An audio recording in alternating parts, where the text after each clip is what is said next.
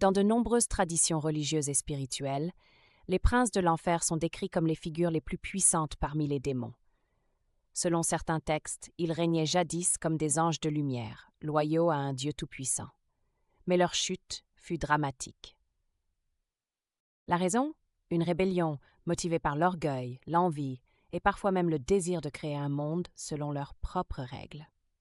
Les princes de l'enfer, jadis des anges magnifiques, ont choisi de tomber, symbolisant ainsi le libre arbitre et la séparation de la lumière. L'histoire commence bien sûr avec Lucifer, souvent décrit comme le plus beau et le plus brillant des archanges. En tant que porteur de lumière, il était la création divine ultime. Mais tout bascula lorsqu'il défia l'autorité divine. Son choix de se détourner de Dieu a provoqué sa chute pour ce qu'on appelle l'enfer. Là, il devint l'incarnation du mal, gouvernant sur les royaumes infernaux et s'entourant d'autres puissants êtres déchus. Les princes de l'enfer ne se limitent pas à Lucifer. Parmi eux, on trouve des figures comme Belzébuth, souvent associées à la gloutonnerie ou à la corruption.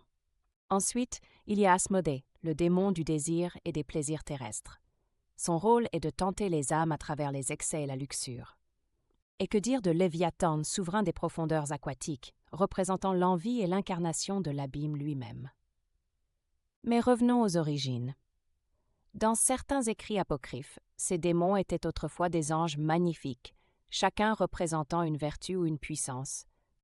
Pourquoi alors, s'ils étaient si proches de la perfection divine, auraient-ils choisi de tomber?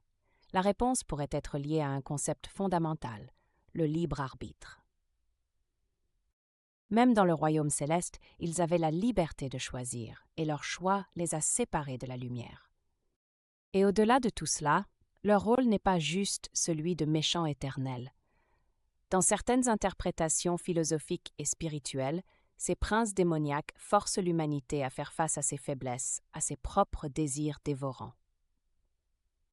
Ils poussent les individus à se confronter à eux-mêmes, offrant ainsi une occasion de croissance ou de chute.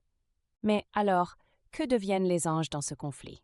Les anges sont souvent décrits comme les gardiens de l'ordre, les protecteurs divins de l'humanité.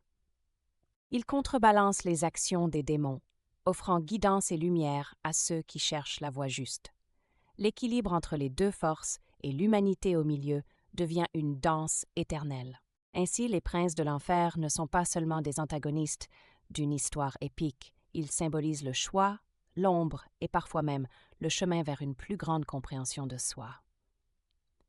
Alors, à la fin, la question reste ouverte.